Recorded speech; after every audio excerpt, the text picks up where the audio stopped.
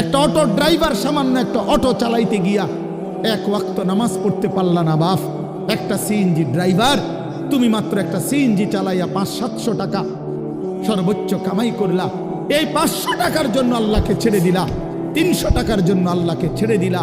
আহা মুসলমান, বড় অল্প দামে নিজেকে বিক্রি করে দিল, বড় কম পয়সায় নিজের বেচা দিল। মুসলমান, এত কম দামে বেচা দেওয়ার কথা না। একজন চা দোকানদার সারাদিনে কত কামাই করে? 30,000 টাকা। কথা বলে না কেন? একজন চা দোকানদার একদিনে কি 30,000 টাকা কামাই করে? কত? 500-700 টাকা। তো 500-700 টাকার কারণে নাফরমান এক ওয়াক্ত নামাজ পড়লা না? বলে ইনসাফ? এটা ইনসাফ হইল? আহ, কেন আল্লাহকে ছেড়ে দিলেন? কেন আল্লাহকে ছেড়ে দিলেন? কেন আল্লাহকে ছেড়ে দিলেন? মা গাররাকা বিরাব্বিকাল কারীম। আল্লাহ বলছেন, হে মানুষ, আমার মতো দয়ালু মেহেরবান, আমার মতো দয়ালু মাওলা, আমার থেকে কে তোমারে সরিয়ে দিল, ধোঁকা দিল? মা গাররাক, কে তোমাকে, কি তোমাকে ধোঁকায় ফেলে দিল? বলো বান্দা।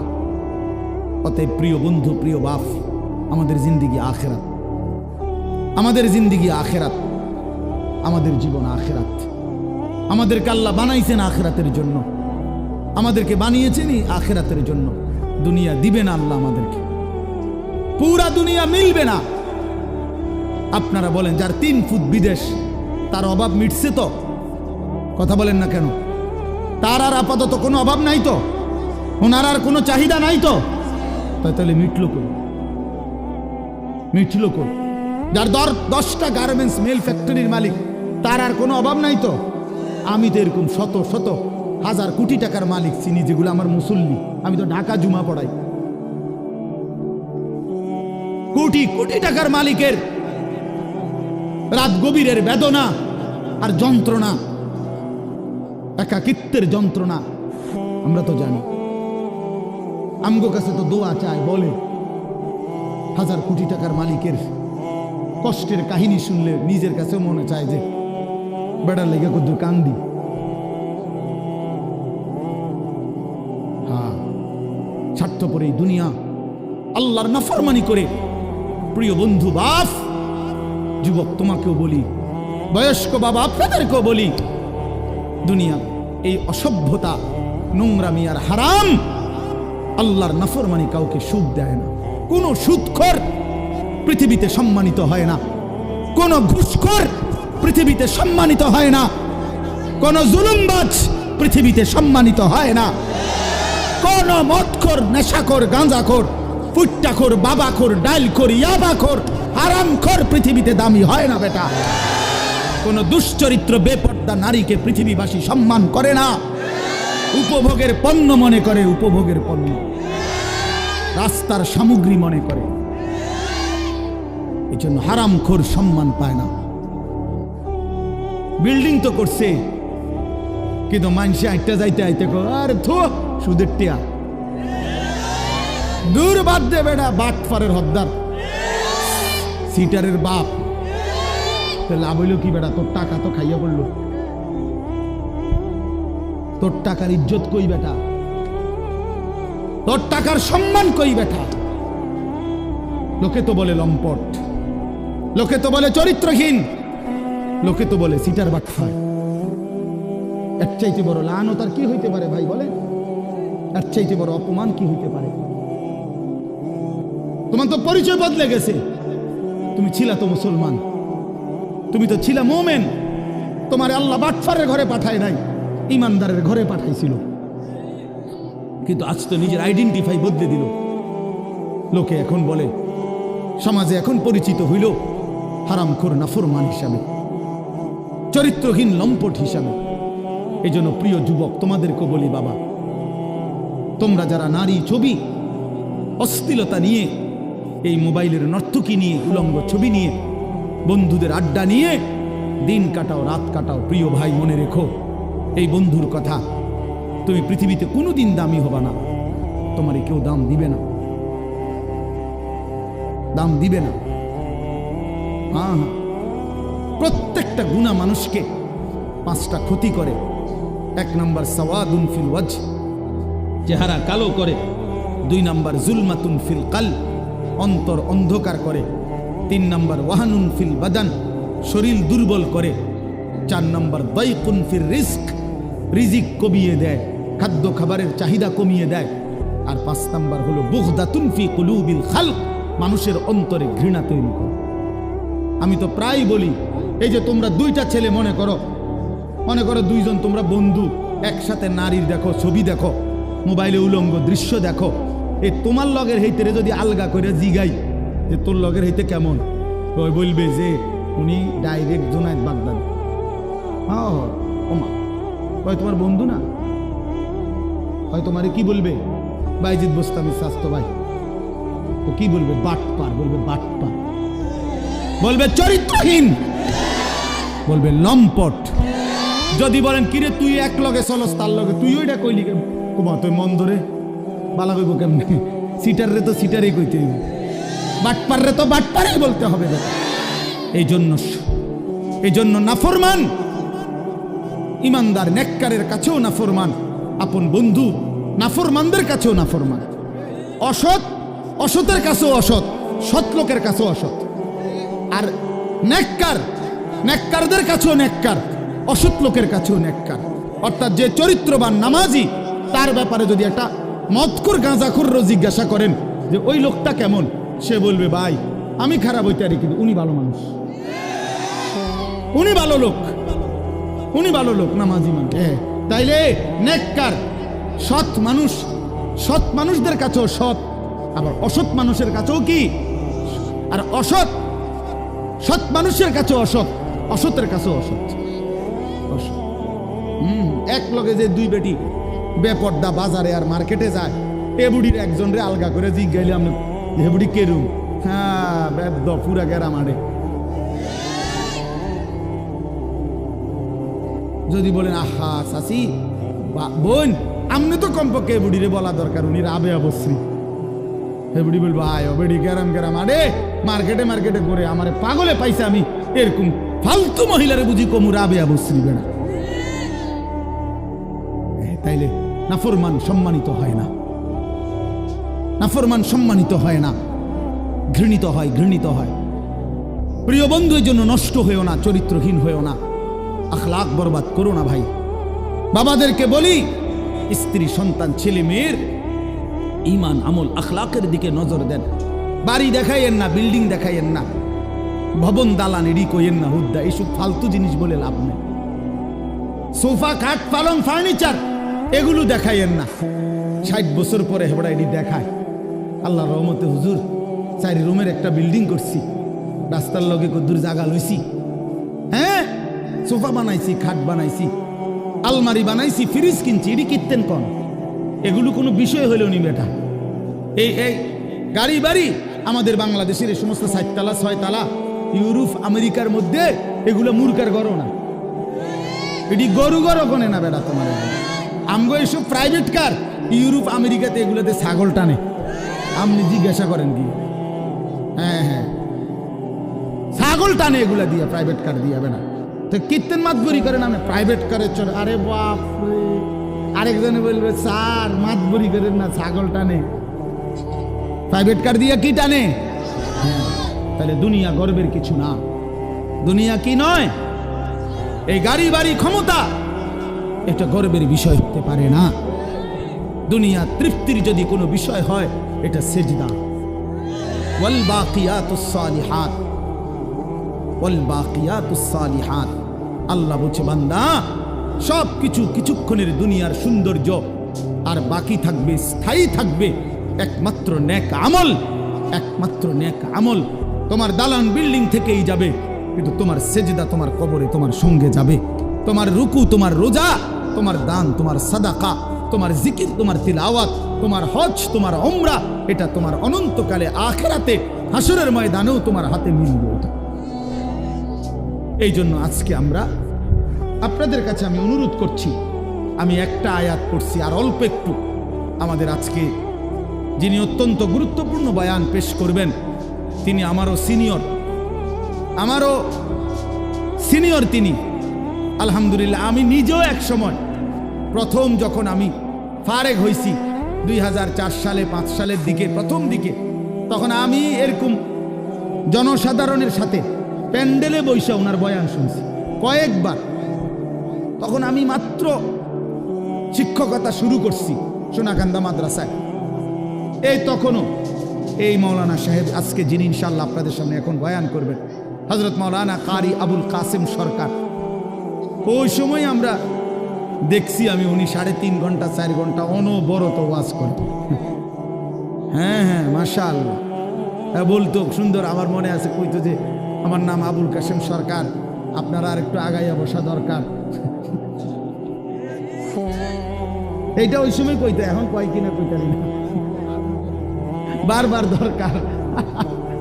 মাশাআল্লাহ, আল্লাহ তাআলা মোহতারামকে ভরপুর বরকত দান করেন। এই জন্য বললাম বাপ, আমি আপনাদের কাছে অনুরোধ করছি, ছেলেরাও বাবারা, তোমরা কেউ যায়ও না, সবাই মহব্বতের সাথে ওনার বয়ান শুনে দোয়া মুনাজাত করেই এরপরে যাওয়ার চেষ্টা করবে। আল্লাহ তৌফিক দান করেন। তো একটা আয়াত বলছি, এই আয়াতটা বলার জন্যই এতগুলো কথা বলছি। অর্থ হলো, উদ্দেশ্য হলো এই কথাটা বলা যে আমরা মুসলমান, আমরা মুমিন। জওয়ান তুমিও মুসলমান, আমিও মুসলমান। প্রিয় ভাই, আমার হৃদয়ের সবটুকু দরদ দিয়ে আমি তোমাদেরকে এটা বলতে চাই যে আমাদের জীবন আখেরাত, আখেরাতে আমাদের জীবন। অতএব আল্লাহর গোলামি করা, আখেরাতের ফিকির করা, 5 ওয়াক্ত নামাজ পড়া, আল্লাহকে রাজি খুশি করার চেষ্টা করা, কবর হাসর আখেরাত মিজানের ফুলসিরাত পার হওয়ার জন্য নিজেরা আল্লাহর ইবাদত মেহনত বন্দিগি করা। প্রিয় ভাই, এটাই আমাদের প্রথম ডিউটি। এরপরে দুনিয়া। প্রথম ডিউটি আমার আখেরাত, প্রথম ডিউটি আমার আখেরাতের ফিকির। আমার ঘুম থেকে উঠে আরেকবার ঘুম যাওয়া পর্যন্ত আমার জিন্দিগির প্রথম ফিকির হবে আখেরাত। প্রথমে নামাজ, তারপরে উপার্জন। প্রথমে আল্লাহর সেজদা, তারপরে উপার্জন, তারপরে দুনিয়া, তারপরে কামাই রোজগারি। নবীজি বলছেন, তলাবু কাসবিল হালালে ফরিদাতুন বাদাল ফরিদা। আল্লাহর নবী বলেন, হালাল রোজগার তালাশ করা, উপার্জন করা, এটা নামাজ, রোজা, হজ, যাকাত, এই মৌলিক যেই ফরজ, এগুলো আদায়ের পরে দ্বিতীয় ফরজ। কোরআনে আল্লাহ বলেন, ফাইজা কুদিয়াতিস সালাতু ফান্তাশিরু ফিল আরদ। যখন নামাজ আদায় হয়ে যায়, এবার ইমানদার জমিনে ছড়িয়ে পড়ো। ওয়াবতাগু মিন ফাদলিল্লাহ, আমার রিজিক তালাশ করো, আমি আল্লাহ তোমাদের জন্য রিজিক রেখেছি। অতএব আমরা এটা বুঝাইতে চাই, আমরা মুসলমান, আমরা মুমিন, আমাদের প্রথম টার্গেট আখিরাত। কি বলেন না? বলো না ভাইয়া, বলো। আমাদের প্রথম টার্গেট কি? জীবন মানে আখিরাত, বেঁচে থাকা মানে আখিরাত, হায়াতের অর্থ আখিরাত, এই নিঃশ্বাসের অর্থ আখিরাত। সেজদার আল্লাহর বন্দিগি, এই বেঁচে থাকার সার্থকতা যদি আখিরাত কামাই করা যায়, তাহলেই বেঁচে থাকার সার্থকতা।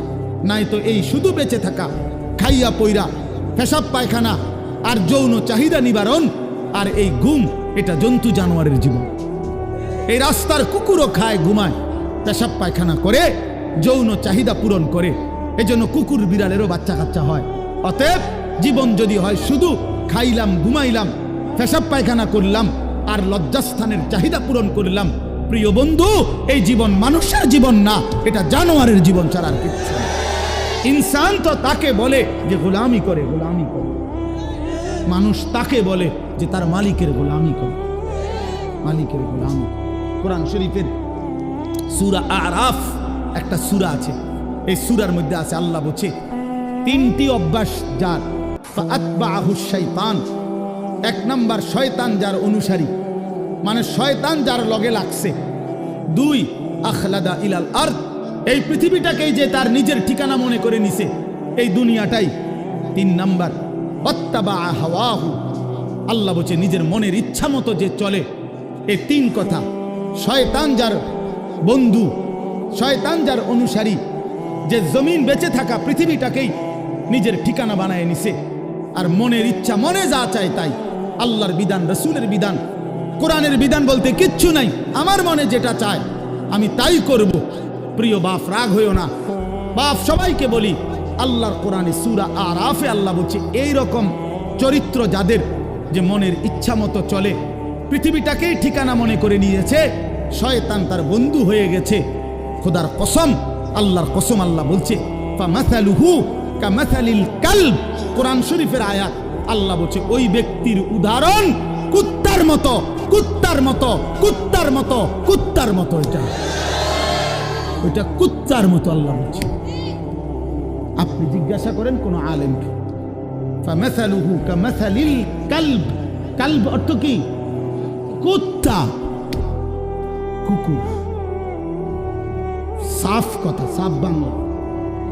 ওই জীবন কুত্তার জীবন, যে জীবনে ঈমান নাই, যে জীবনে সেজদা নাই, যে জীবনে মালিকের সাথে কোনো বোঝাপড়া নাই, যে জীবন আখিরাতের ফিকির নাই।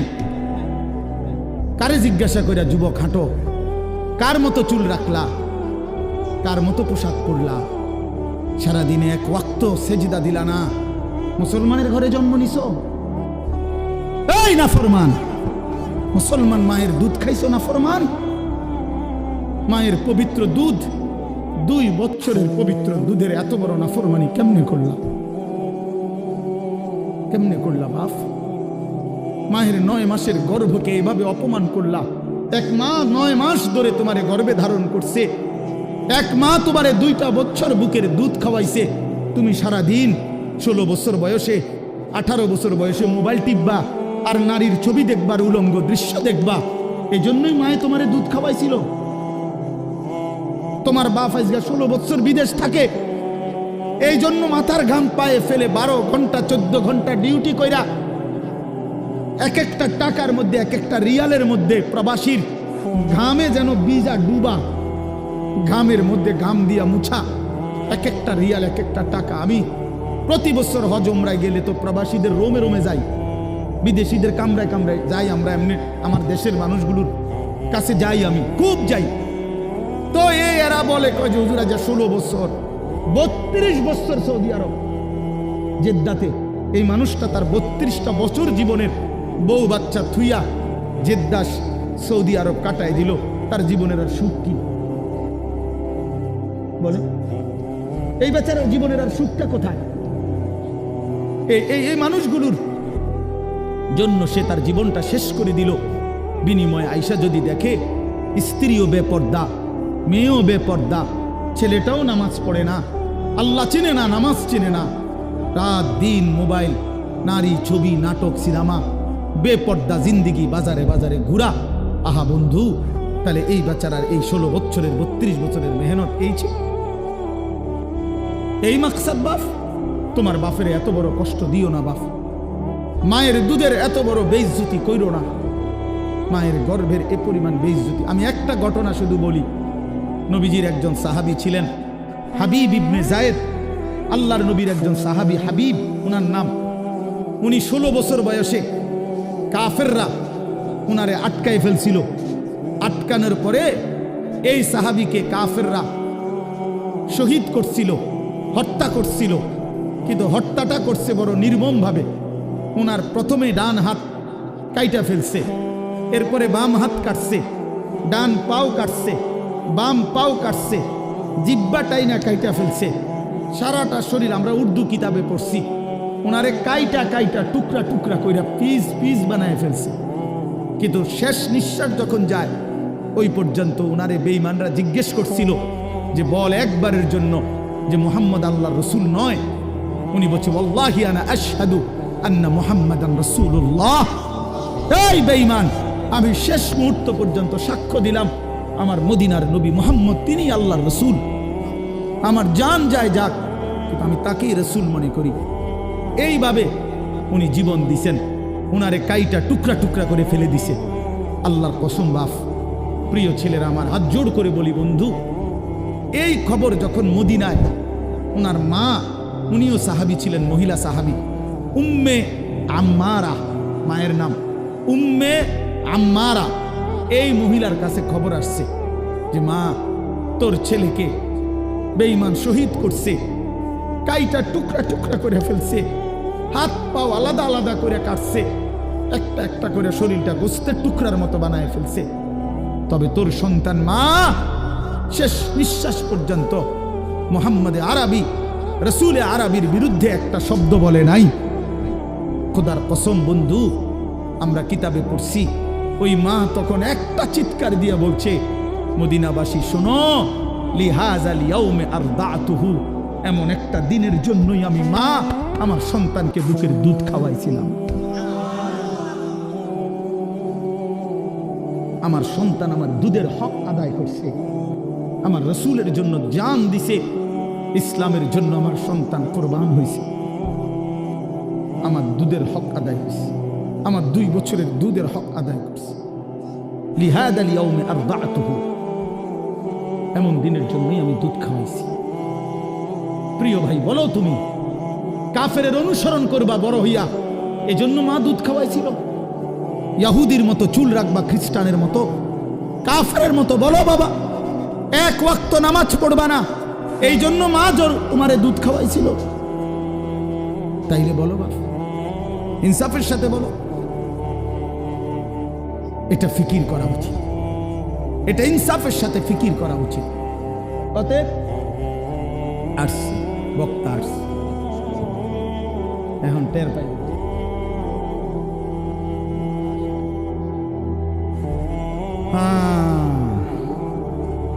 বলছি আমি যে ছোটবেলায় না, মানে শিক্ষকতার জীবনের প্রথমে আপনার বয়ান শুনছি, আমি নিচে বসে শুনতাম। আলহামদুলিল্লাহ, আল্লাহ তাআলা ভরপুর বরকত দান করে। তো ভাইয়া বললাম, আমার কথা আমি শেষ করে দিচ্ছি। আমি বুঝাইতে চাই, আমরা মুসলমান বাপ, আল্লাহ তাআলা আমাদেরকে আখিরাতের জন্য বানাইছেন।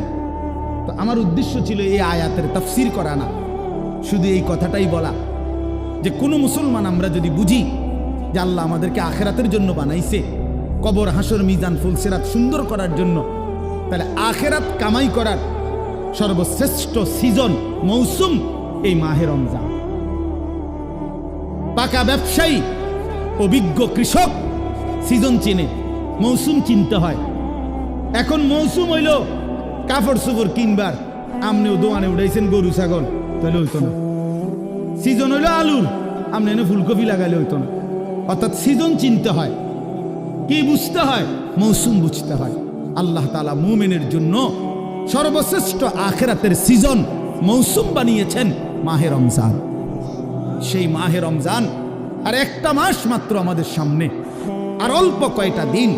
এই জন্য আমি অনুরোধ করছি, আল্লাহ বলছি, ইয়া আইয়ুহাল্লাযীনা আমানু কুতিবা আলাইকুমুস সিয়ামু কামা কুতিবা আলাল্লাযীনা মিন ক্বাবলিকুম লাআল্লাকুম তাত্তাকুন। হে মুমিন, আমি আল্লাহই তোমাদের উপরে পূর্ববর্তী ইমানদার উম্মতদের উপরেও করেছিলাম ফরজ, তোমাদের উপরও রোজা ফরজ করলাম। এই একটা মাসের রমজানের কদর কইরো বান্দা, বিনিময়ে লাভ কি হবে? সমস্ত গুনাহ ছেড়ে দিলে, আমার হুকুম মতো একটা মাস চললে, লাআল্লাকুম তাত্তাকুন, তোমরা মুত্তাকি হবে, তোমরা মুত্তাকি হবে। আর মুত্তাকি হলে কি হবে? আল্লাহ কোরআনে বলছেন, উইদ্দাত লিল মুত্তাকিন, যে মুত্তাকি আমি আল্লাহ জান্নাত বানাইছি মুত্তাকিদের জন্য। অতএব মাহে রমজানের 1 মাসে যদি কদর করি, গুনাহ ছেড়ে দেই, নিজেকে চরিত্রবান বানাই, ইনশাআল্লাহ 1 মাসেই আল্লাহ তাআলা আমাদের জন্য জান্নাতের ফয়সালা করে দিবেন। এই জন্য দয়া করে প্রিয় যুবক বাবা, পর্দার আড়ালের মা বোন, আসন্ন মাহে রমজানকে সামনে রেখে চলেন আমরা নিয়ত করি যে আমরা আমাদের জীবন সুন্দর করব, আখিরাতের ফিকির করব। বলো নওজোয়ান, বলো ইনশাআল্লাহ। বলো নওজোয়ান, বলো ইনশাআল্লাহ। নওজোয়ান তোমরা বলো, তোমরা বলো। আগামীর নওজোয়ান সারা পৃথিবীতে। আজকে আমি মাগরিব বাদ কিশোর জওয়ানদের ওই সাগদা একটা গ্রাম, তো ওইখানে বয়ান করছি। এখন তো নওজোয়ানদের একটা ছোট্ট সংগঠনের উদ্যোগে মাহফিল, তো ওইখানে একজন এলাকার সম্মানী মানুষ বক্তব্য দিছে, উনি 5 মিনিট। তো উনি বলতেছেন যে আমার 72 বছরের জীবনে আমি এই প্রথম দেখলাম আমাদের এখানে আমাদের কিশোর যুবক ছেলেরা দ্বীনি কাজের জন্য একটা ছোট্ট সংগঠন করে সামনে বাড়ছে। তো আমি বলতেছিলাম তখন, আলহামদুলিল্লাহ, যদি সারা অঞ্চলে আমরা 100টা মাহফিলও করি সারা দেশে, এই যে প্রতিনিয়ত ছুটছি, প্রতি 100টা মাহফিলের মধ্যে 98টা মাহফিল, 95টা মাহফিল কিশোর তরুণ নওজোয়ানদের উদ্যোগে, যুবকের উদ্যোগে, তাইলে এটা বোঝা যায় ইনশাআল্লাহ আগামীর সম্ভাবনা যে কিশোর তরুণ নওজোয়ান ব্যাপকভাবে ইসলামের দিকেই ঢুকছে, আল্লাহকেই পছন্দ করে, কোরআনকেই পছন্দ করে। অতএব এ কথা স্পষ্ট ইনশাআল্লাহ যুবক, আগামীর পৃথিবী ইসলামের পৃথিবী, আগামীর পৃথিবী কোরআনের পৃথিবী ইনশাআল্লাহ।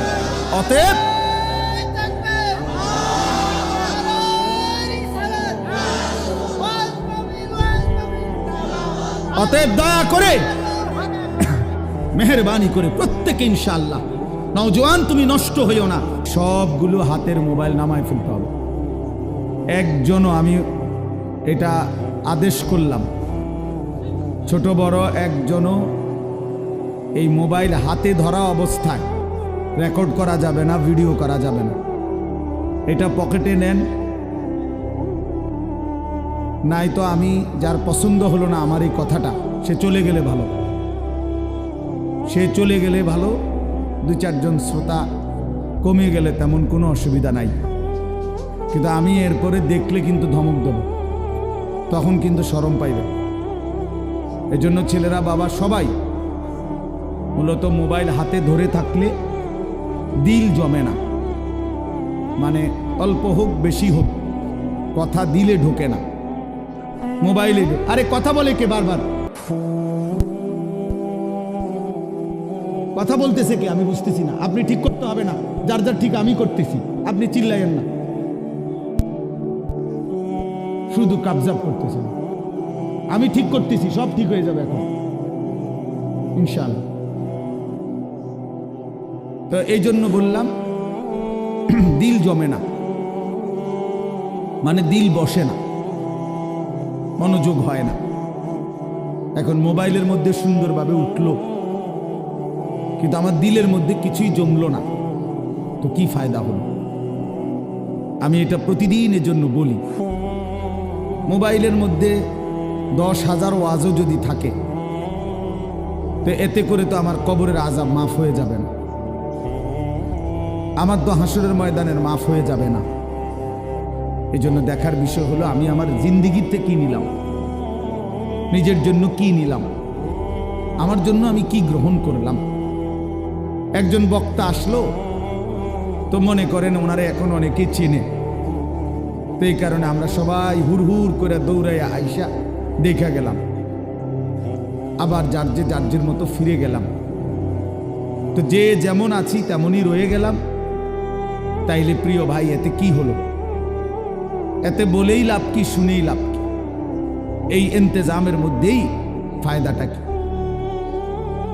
এই জন্য এটা জরুরি বিষয় যে কারো পরিচিতি, কারো জনপ্রিয়তা, এটা তেমন কিছুই না, এটা কোনো বিষয়ই না, আসলেই কোনো বিষয় না। এটা 10 জনের সামনে আল্লাহর কথা বললে আর 10,000-এর সামনে বললে এখানে সফলতা ব্যর্থতার কিছু নেই। যে 10 জনের কাছে বলছে দেখে উনি ব্যর্থ, আর 10,000-এর কাছে বলাতে উনি সফল না, এমন কিছু কোরআন সুন্নাহর মধ্যে নাই। বরঞ্চ আল্লাহ পাক গ্রহণ করলেন কিনা, আখিরাতে আল্লাহর কাছে গ্রহণযোগ্য হলো কিনা, কবুল করলেন কিনা, এটা হলো দেখার বিষয়। এটা দেখার বিষয়। উপস্থিত তো হয়েছে 10 লাখ, কিন্তু মনে করেন আল্লাহ তাআলা গ্রহণ করলেন না, তো কোনোই মূল্য হলো না। আবার উপস্থিত হয়েছে 10 জন, আল্লাহ তাআলা এই 10 জনকেই পছন্দ করলেন, এই বান্দার কথাটাকেই মহব্বত করলেন, কবুল করলেন, তো সে অনেক দাম, সে অনেক দাম। এই জন্য প্রিয় ভাই, জনপ্রিয়তা কোনো বিষয় না, সুনাম সুখ্যাতি কোনো বিষয় নয়। বিষয় হলো আল্লাহর কাছে গ্রহণযোগ্য হওয়া, আল্লাহ তাআলার কাছে কবুল হওয়া।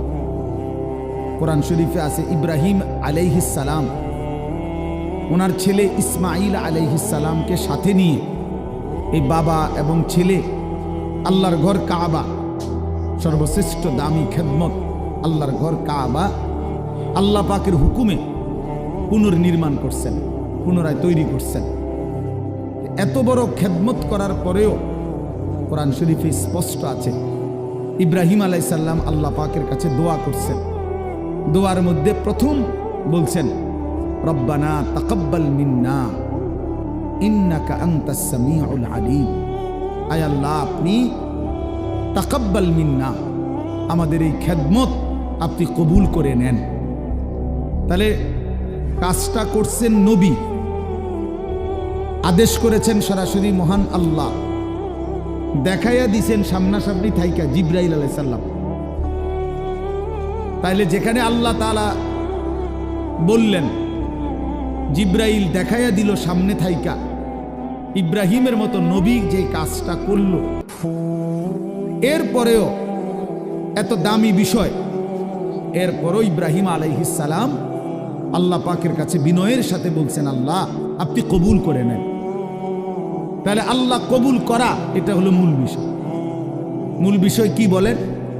আল্লাহ কবুল করা, আল্লাহ পাক গ্রহণ করা, এটাই মূল বিষয়। এই জন্য দোস্ত আমার, বন্ধু আমার, প্রিয় ছেলেরা আমার, সবার কাছে অনুরোধ, বাপ নিজের পরিবর্তন দরকার। আমারে মনে করো 10,000 মানুষ চিনে, কিংবা 10 লাখ মানুষ এখন চিনে, তোমার লাভ কি? আমার জানার বিষয় হলো এটা।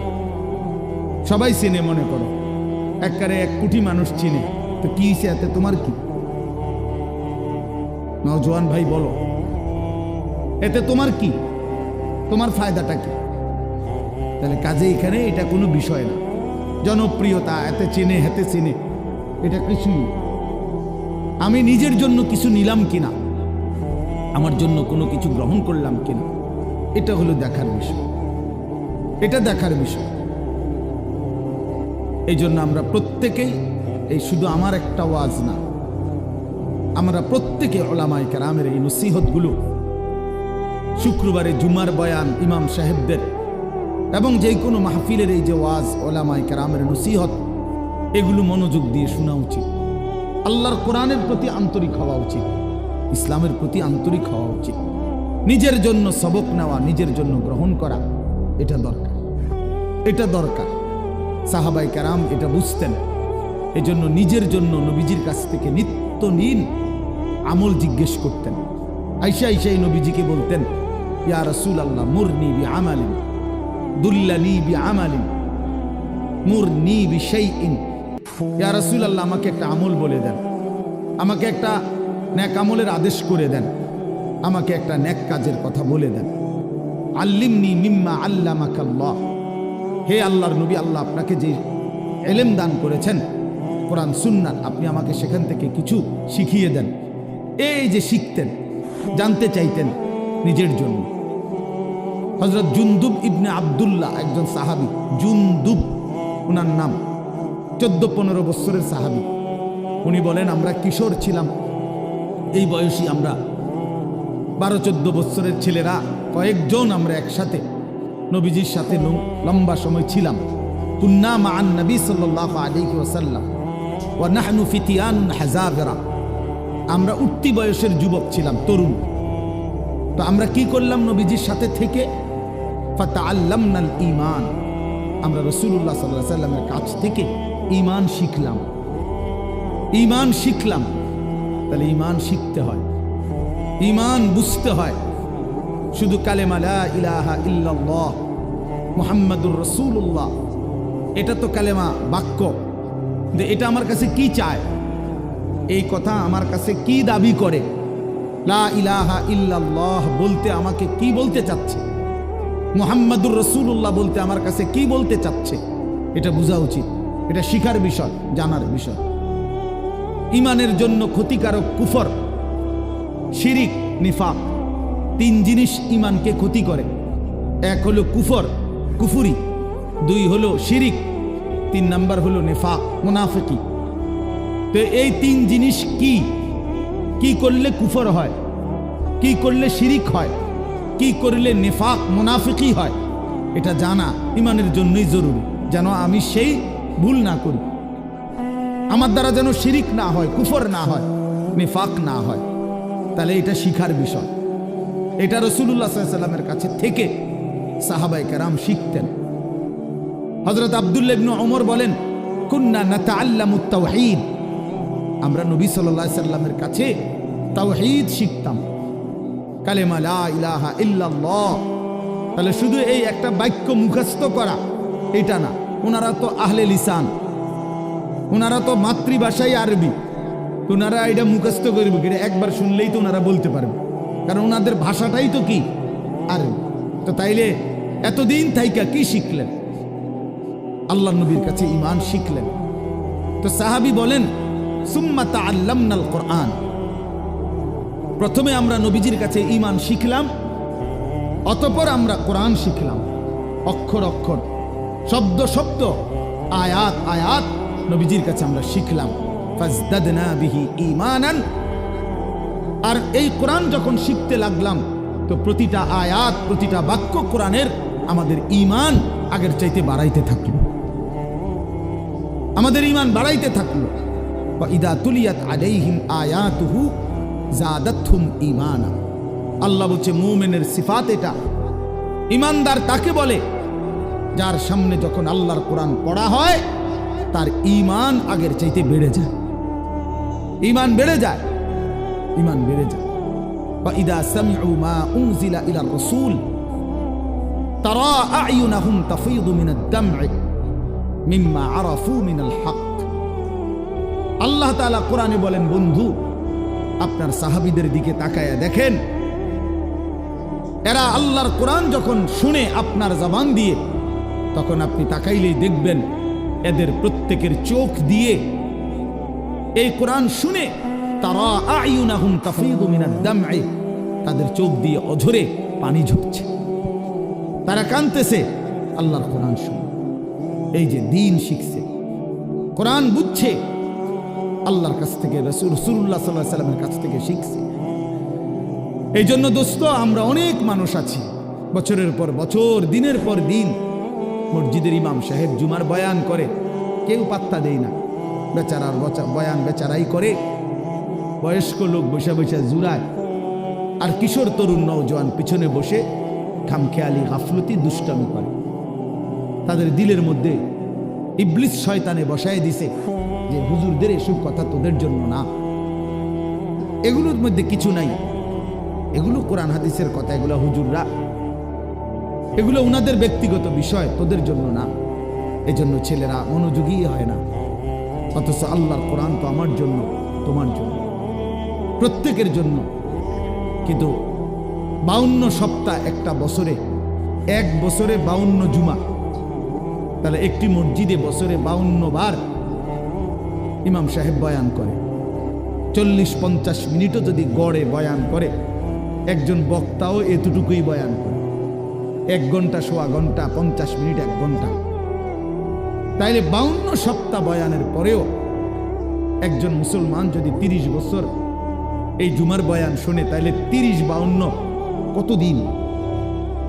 এত লম্বা সময় আল্লাহর কথা শুনবার পর ওনার তো পরিবর্তন হওয়ার কথা। অথচ 50 বছর, 60 বছরেও দেখা যায় এই চাচা প্রত্যেক জুমায় নামাজ পড়ে, বয়ানও শুনে, কিন্তু আজকে 60 বছর এখনো বিড়ি সিগারেট খায়। আজকে 60 বছর এখনো চা দোকানে গিয়েই চা দোকানটা গিয়া বসে, নর্তকীর ছবি, নাচ গান, টেলিভিশনের ওই নায়ক নায়িকার সিনেমা, নাটক, এখানে রাক্ষসের মতো বুড়া মানুষ চোখ বড় বড় করে টেলিভিশন দেখে। 60 বছর বয়স, এখনো আক করলে, কথা বললে গালির লগে মাটির তলের সাফুদ্দা উঠে যায়, এত নিকৃষ্ট গালি দেয়। 80 বছর, 90 বছর, দুনিয়ার লোভ কমে নাই, এখনো সুদে টাকা খুঁজে, এখনো কিস্তিতে টাকা খুঁজে, এখনো দুনিয়া ছাড়তে পারে নাই, এখনো জবান সুন্দর করতে পারে নাই। আহা আফসুস, আপনি চাচা শুনলেন কি? আজ এত বছরের জুমার বয়ান আপনার কোনো পরিবর্তন করলো না, আপনার মধ্যে কোনো আসর করলো না। 60 বছরও বুঝলেন না যে বিড়ি সিগারেট খাওয়া গুনাহ।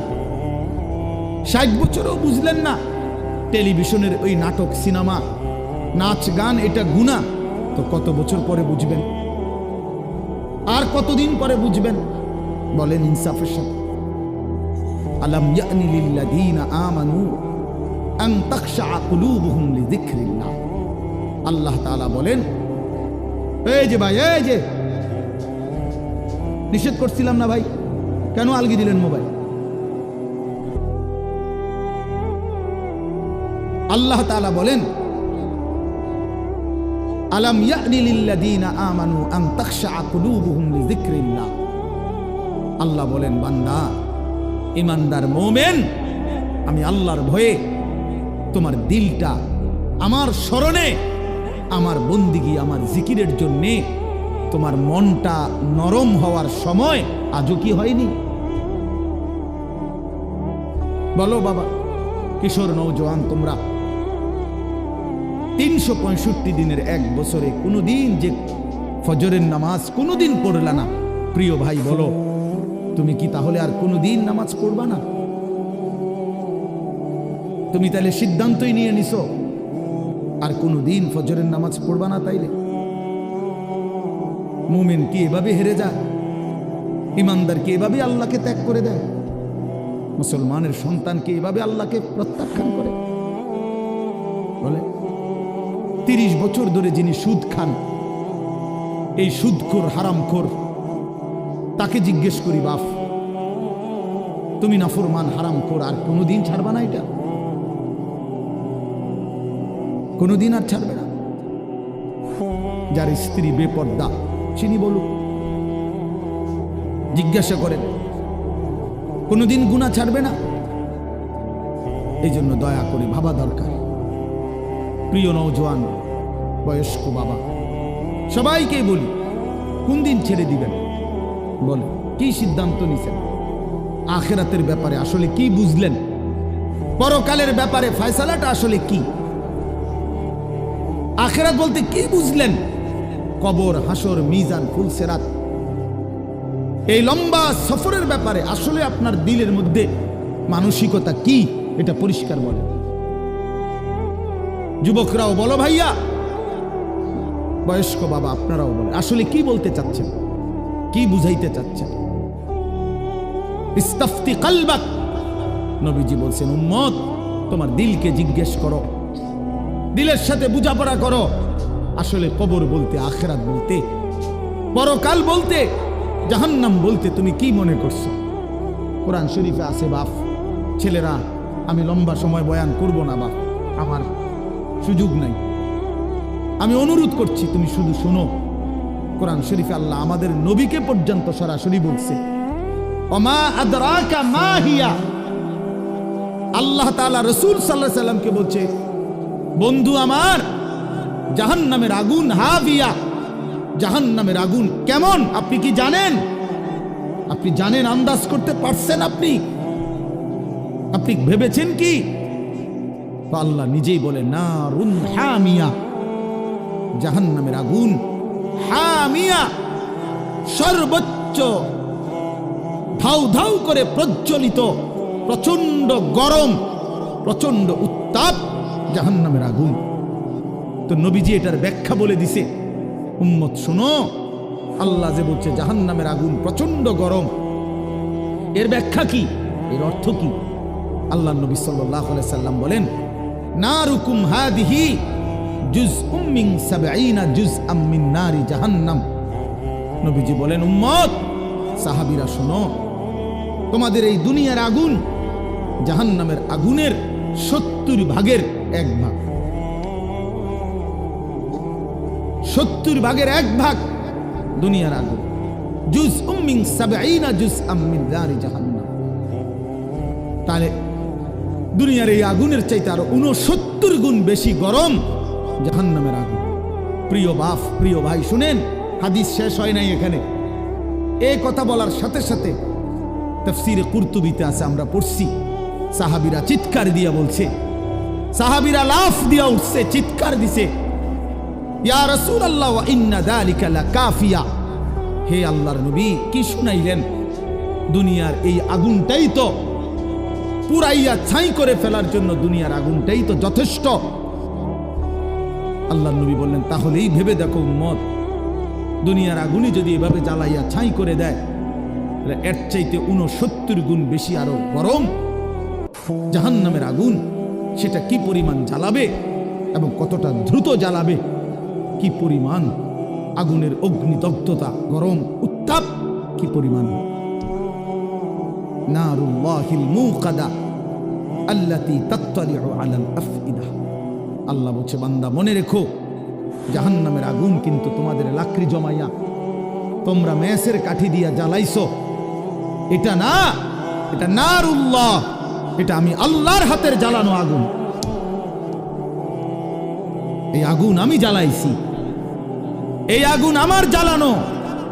কাজে আন্দাজ করো আমি মাওলা কত বড় ক্ষমতাবান, আমার আগুন কত বড় ক্ষমতাবান, কতটা গরম হবে।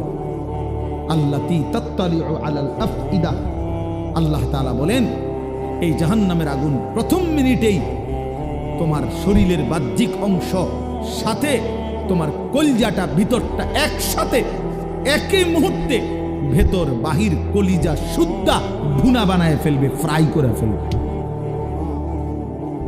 একসাথে।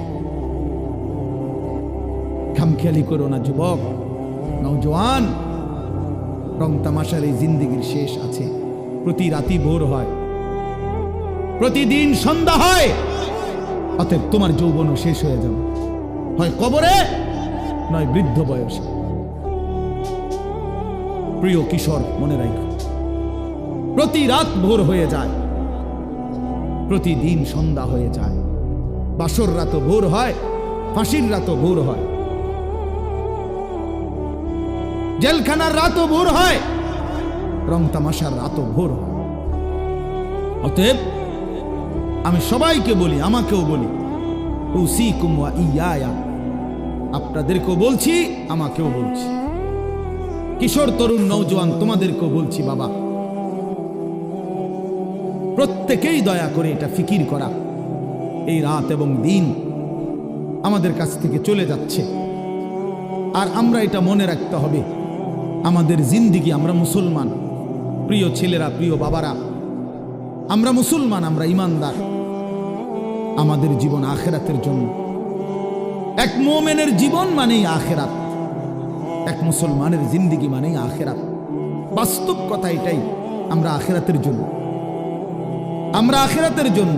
আমি সবসময় একটা কথা বলি, এই পৃথিবীর 200 কোটি মুসলমান, খোদার কসম, এই 200 কোটি মুসলমান যদি 24 ঘন্টা এই দুনিয়ার পৃথিবীতে, এই দুনিয়াতে যদি 24 ঘন্টাও আমরা পৃথিবী উপার্জন করি, দিন রাত যদি দুনিয়া কামাই করবার জন্য চেষ্টা করি, খোদার কসম এরপরেও কাফের বেঈমানদের সমপরিমাণ দুনিয়া আমাদের অর্জন হবে না ভাই, হবে না, আল্লাহ দিবে না, এটা আল্লাহর ওয়াদা। আমি যদি বলি যে আমি আপনারে, আপনি যে টাকাটা চাইতেছেন, আপনি যদি কুরবানও হইয়া যান, আমি দিতাম না টাকাই, যত কথাই বলেন আমি দিতাম না, কথা বোঝেন নাই। এখন আল্লাহ তো ওয়াদা দিছে, বান্দা আমি দুনিয়া ইমানদারকে পুরা দেব না, বান্দা আমি আখেরাত দেব, ইমানদারকে আখেরাত দেব, এটা আল্লাহর ওয়াদা। আপনি এটা বদলাবেন কেমনে? যিনি দেউন না সব, উনি কইতেছে আমগরে পুরা দুনিয়া দিবে না, দুনিয়ার অর্থ সম্পদ মাল দৌলত দিবে না পুরা। কাফের বেঈমানকে আল্লাহ তাআলা দুনিয়া বেশি দিয়ে রাখছে, অল্প কয়দিনের দুনিয়া, কিন্তু আল্লাহ তাআলা বলছে ইমানদার তোকে ওয়াদা দিলাম, চোখটা বন্ধ হলে আখিরাত আর পরকালের অংশে কোনো নাফরমান, কোনো বেঈমান, কোনো পাপী এক ঢোক পানিও মিলবে না, এক লোকমা খাবারও মিলবে না। ইন্নাল মুজরিমিনা ফি আযাবি জাহান্নামা খালিদুন, কোরআনুল কারীমে আল্লাহ তাআলা বলেন জাহান্নামের আযাবেই থাকবে চিরস্থায়ী। লা ইউফাত্তারু আনহুম ওয়া হুম ফীহি মুবলিসুন, আল্লাহ তাআলা বলেন জাহান্নামী লক্ষ কোটি বছরও চিৎকার করলেও 1 সেকেন্ডের জন্য আযাব বিরতি দেয়া হবে না। লা ইউফাত্তারু, ফাতরাত মানে বিরতি, বিরতি দেয়া হবে না। ওয়া হুম ফীহি মুবলিসুন, জাহান্নামী অনন্তকাল বিষণ্ণ মলিন চেহারা নিয়েই জাহান্নামে পড়ে থাকবে, পড়ে থাকবে। ওয়া হুম ফীহি মুবলিসুন, পড়েই থাকবে, পড়েই থাকবে। অতএব এটা দয়া করে ইনসাফের সাথে এটা ভাবা উচিত, দুনিয়া আমাদের জন্য না, দুনিয়া আমাদেরকে পুরো আল্লাহ দিবে না, আমাদের জন্য আখিরাত। কোরআন শরীফে আছে, আল্লাহ বলেন ওয়া মা হাযিহিল হায়াতুদ দুনিয়া ইল্লা লাহবুন ওয়া লাইব, বান্দা শোনো, দুনিয়ার জীবন শুধুই তামাশা, শুধুই খেলাধুলা, লাহবুম ওয়া লাইব। এই কথাটা বারবার বলছে কোরআনে আল্লাহ। কতভাবে যে বলছে বিশ্বাস করেন ছেলেরা, তোমরাও বিশ্বাস করো বাপ। এই কোরআনে বারবার এই কথাটা আল্লাহ বলছে যে রে বান্দা, আমি বানাইছি, আমি জানি কি বানাইছি। যে বানাইছে, যিনি প্রোডাক্ট করছেন, কোম্পানি যদি বলে এটা 2 নম্বর, আপনি বুঝি করবেন এটা 1 নম্বর। তো যিনি উৎপাদন করলেন তিনি বললেন এটা খেলনা, আপনি যদি বলেন না এটাই আসল, এটা বোকামি ছাড়া আর কিছু। এজন্য মহান আল্লাহ পাক নিজে বলছেন, বান্দা আমি দুনিয়া বানিয়েছি, আমি বলতেছি এটা তামাশা, এটা খেলাধুলা, এটা মালাঠোলা, এটা খেলনা। তাহলে আসল কোথায়? আল্লাহ বলেন ওয়া ইন্নাদ দারাল আখিরাতা লাহিয়াল হায়াওয়ান। আমার বান্দা শোনো, আখিরাতই হচ্ছে, জান্নাতের ঘরই হচ্ছে জীবন, বেঁচে থাকা, জীবনের সার্থকতা আখিরাত, আখিরাত, আখিরাত। লাউ কানু ইয়ালামুন, যদি বুঝতাম। বড় মায়া করে আল্লাহ এই কথাটা বলছে। হায় বান্দা, তুমি যদি আমার এই কথাটা বুঝতা কত না ভালো হতো। কাল্লা লাউ তা'লামুনা ইলমাল ইয়াকিন। আল্লাহ বলে বান্দা, আজ যদি কোরআন থেকে শুনে, আমার রাসূলের হাদিস থেকে শুনে, উলামায়ে কেরামের নসিহতগুলো শুনে তুমি যদি ইয়াকিন করতা কবর, আসর, আখিরাতকে, খুব ভালো হতো। কারণ এখন বিশ্বাস করতে পারলে তুমি আমল করতে পারতা। নয়তো বান্দা লাতারাবুন্নাল জাহিম, একদিন হাসরের ময়দানে এই 2 চোখে সরাসরি জাহান্নামকে দেখবা, চোখে দেখবা। ইয়াউমা ইদিন ইয়াতাযাক্কারুল ইনসান। আল্লাহ বলে সেদিন কিন্তু তোমার দুনিয়ার সমস্ত নাফরমানির কথা মনে পড়বে বান্দা জাহান্নামকে দেখে। কিন্তু ওয়া আন্না লাহুদ যিকরা, আল্লাহ বলে বলো না বান্দা সেদিন কি লাভ হবে।